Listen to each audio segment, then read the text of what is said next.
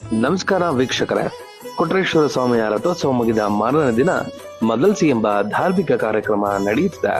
ಈ ಕಾರ್ಯಕ್ರಮದ ವಿಶೇಷತೆ ಏನಂದ್ರೆ, ಕೊಟ್ರೇಶ್ವರ ಸ್ವಾಮಿಯ ರಥೋತ್ಸವ ದಿನ ಕೊಟ್ಟೂರೇಶ್ವರ ಸ್ವಾಮಿ ತನ್ನ ಭಕ್ತರ ಭಕ್ತಿಯನ್ನ ಕಂಡು ಅವರೊಳಗೊಂದಾಗಿ ಕೊಟ್ಟೂರನ್ನು ಬಿಟ್ಟು ಭಕ್ತರೊಂದಿಗೆ ಹೋಗುತ್ತಾರೆ ಎಂಬ ನಂಬಿಕೆ ಇದೆ.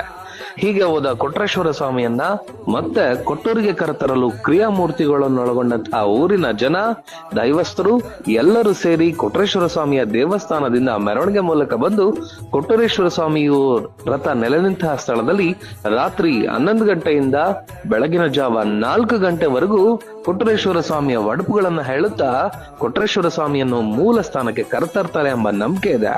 ರಥೋತ್ಸವ ಮುಗಿದ ದಿನದಿಂದ ಶಿವರಾತ್ರಿವರೆಗೂ ಕೊಟ್ರೇಶ್ವರ ಸ್ವಾಮಿಯ ದೇವಸ್ಥಾನದಲ್ಲಿ ಯಾವುದೇ ಅಭಿಷೇಕ ನಡೆಯುವುದಿಲ್ಲ. ಶಿವರಾತ್ರಿ ದಿನ ರಾತ್ರಿ ಮಠದ ಅಧಿದೇವತೆಯಾದ ಚೌಡೇಶ್ವರ ದೇವಿ ಹಾಗೂ ಶಿಖರದಲ್ಲಿರುವ ಜುಂಜಪ್ಪ ದೇವರಿಗೆ ಹೋಳಿಗೆ ನೈವೇದ್ಯ ಮಾಡಿ ತದನಂತರ ದೇವಾಲಯವನ್ನ ಮತ್ತೊಮ್ಮೆ ಶುದ್ಧೀಕರಣಗೊಳಿಸಿ ಶಿವರಾತ್ರಿಯ ಕೊನೆಯ ಪ್ರಹಾರವಾದ ಬೆಳಗಿನ ಜಾವ ಕೊಟ್ರೇಶ್ವರ ಸ್ವಾಮಿಗೆ ಪ್ರಥಮವಾಗಿ ಅಭಿಷೇಕ ಮಾಡುವ ಮೂಲಕ ಸ್ವಾಮಿಯ ಪೂಜಾ ಕೈಕಾರ್ಯಗಳು ನೆರವೇರುತ್ತವೆ. ಹೀಗೆ ಆಸಕ್ತಿದಾಯಕ ಮಾಹಿತಿ